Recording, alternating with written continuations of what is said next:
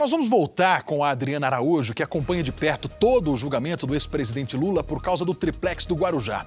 Adriana, o primeiro desembargador, ele já revelou seu voto? Sim, Matheus. Olha, ele não concluiu a leitura do voto, mas ele já revelou o voto no que diz respeito ao crime de corrupção passiva. Você vai acompanhar as imagens ao vivo de dentro do Tribunal Regional Federal da 4ª Região. O voto do relator, desembargador Gebran Neto, é no sentido de que Lula cometeu um ato único de corrupção passiva ao ser o destinatário do triplex do Guarujá. As palavras do desembargador agora há pouco foram que o conjunto das provas, de modo seguro, indica que o apartamento triplex foi reservado para o ex-presidente Lula, foi mantido assim reservado a Lula quando a empreiteira OAS assumiu a obra. Ele disse que há provas de que as reformas do apartamento foram feitas para o ex-presidente com o conhecimento de Lula, citou trechos de e-mails, trechos de depoimentos e disse que todo esse conjunto de provas indica de forma clara a materialidade e a autoria do crime de corrupção passiva pelo ex-presidente Lula e também pelo ex-presidente da OAS, Léo Pinheiro. Disse o desembargador que se de um lado há corrupto, do outro há corruptor. Nesse momento, Gebran Neto fala em relação ao crime de lavagem de dinheiro, que é a segunda parte da condenação. Vamos ouvi-lo. O ex-presidente pagaria a diferença de preço entre o apartamento e a unidade, entre o apartamento simples e o triplex.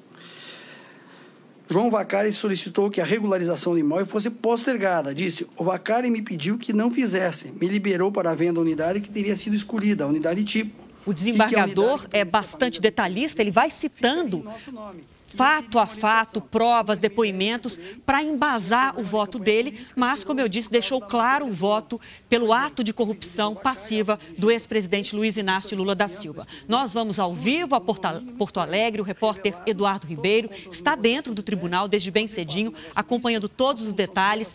Eduardo, um voto de mais de 430 páginas, bastante detalhista, bastante embasado, mas que agora se aproxima do final, não é isso? É verdade, Adriana, e que, segundo a assessoria do desembargador Gebran Neto, ainda teria chegado agora somente a metade. Imagine você, ele já disse que não vai ler tudo, mas no começo do voto ele já havia falado: terei que dar valor a ser analítico em detrimento à síntese, porque a questão é complexa, a sentença foi complexa e são muitos os depoimentos envolvidos. Então, o que chama a atenção aqui em relação à lavagem de dinheiro, sobretudo, é que o desembargador Gebran Neto vem abrindo mão de linguajar técnico e jurídico para ser didático. E ele falou que a tese da defesa do ex-presidente Lula não tem como ser atendida, não tem como ser apreciada aqui, acatada, por um simples motivo. Se há lavagem de dinheiro, não pode haver prova de propriedade. Então, o fato justamente da defesa de Lula alegar que a propriedade do imóvel é da construtora OAS e que nunca esteve em nome de Lula ou de nenhum beneficiário dele, é justamente um artifício, segundo a acusação, e nas palavras do desembargador agora há pouco, faz sentido, traz lógica, porque em todos os e-mails, as trocas de e-mail de executivos da OAS interceptadas até aqui, nos documentos apreendidos, nas plantas do imóvel, havia toda uma narrativa de que o imóvel estava sendo reservado para o ex-presidente e que toda a benfeitoria feita, nas palavras do desembargador, não foram apenas feitas, mas periciadas e vistoriadas pelo próprio ex-presidente da República, Adriana. Obrigada, Eduardo. Portanto, esse é o primeiro voto do desembargador Gebran Neto. Podemos falar, então, num placar de 1-0, o primeiro voto pela manutenção da sentença que Sérgio Moro deu ao ex-presidente Lula de 9 anos e meio de prisão em regime fechado por corrupção passiva e lavagem de dinheiro. Agora vamos falar do histórico aí do ex-presidente. Antes que a justiça chegasse a Lula, outras pessoas muito próximas a ele já foram condenadas, a maioria por crime de corrupção. Um dos seus principais aliados, o ex-governador Sérgio Cabral, pegou mais de 80 anos de prisão e revelou que o PMDB do Rio de Janeiro agia em sintonia com o PT de Lula. Bom, os advogados do ex-presidente Lula afirmam que ele é inocente e prometem apresentar provas. Segundo a defesa do ex-governador Sérgio Cabral, ele deixou o Palácio Guanabara antes da crise que esvaziou os cofres do Estado. Os advogados dizem ainda que as acusações de propina não procedem. Sobre o julgamento de hoje, lá em Porto Alegre, do Tribunal Regional Federal, o desembargador Gebran Neto segue proferindo o voto dele.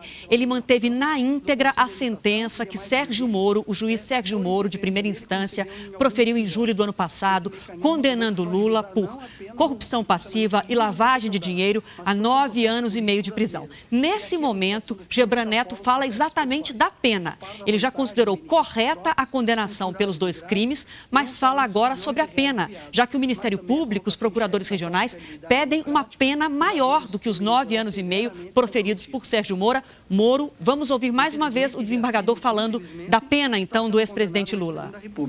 Mas que praticou o crime e pactuou, direta ou indiretamente, com a concretização de tantos outros, o que indica a necessidade de uma censura acima daquela ordinariamente se firmaria na dosagem da reprimenda.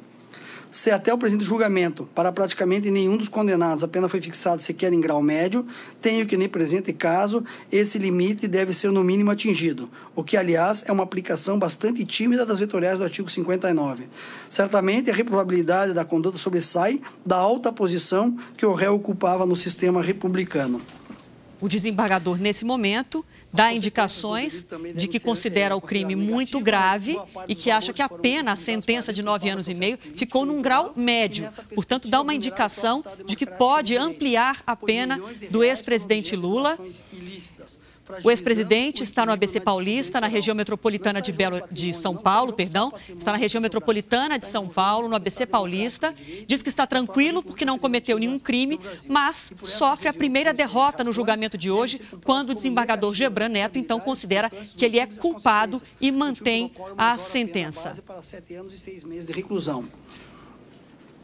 Incide em favor do réu atenuante previsto no artigo 61. Segue falando, fazendo os cálculos aí, que é a chamada dosimetria da pena, qual deve ser a pena do ex-presidente Lula. Vamos falar novamente com o Eduardo Ribeiro, que está lá dentro do tribunal. O que acontece agora, terminado esse voto do desembargador, Eduardo? Bom, ele está falando da dosimetria da pena. Quanto tempo, na opinião dele, o ex-presidente Lula deve cumprir por corrupção passiva e lavagem de dinheiro? Chama atenção que ele acaba de ampliar a pena base dos 2 crimes, de 3 anos e meio para 7 anos e meio de prisão. Ou seja, ele basicamente dobrou a base da pena fixada pelo juiz Sérgio Moro. A partir de agora, ele continua citando outros trechos da decisão de Moro e vai acrescentando a pena base nesse momento, 4 anos e 6 meses de reclusão. Ele já absolveu também o ex-presidente Lula, assim como fez Sérgio Moro, por lavagem de dinheiro no caso da manutenção dos bens presidenciais pela transportadora Graneiro. Então, nesse momento, ele está fazendo justamente os pesos e contrapesos do que diz o Código Penal em relação a cada uma das penas.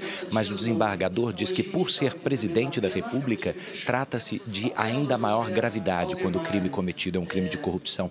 Então, ele está, neste momento, definindo o voto dele por 1-0, aumentando a pena do ex-presidente. Para o crime de corrupção ativa, mantém as penas de 6 anos e 8 meses. 1-0 é o placar do julgamento e agora há pouco vocês acompanharam aí o desembargador falando em vários números, em sentenças e penas. Na verdade, é o somatório dessas penas que ele agora explica, que resultam então em 12 anos e 1 mês de prisão para o ex-presidente Lula. É o que defende o primeiro desembargador a votar em Porto Alegre. Nós seguimos acompanhando ao longo de todo o dia de hoje esse julgamento e voltamos a qualquer momento. Matheus? Muito obrigado, Adriana.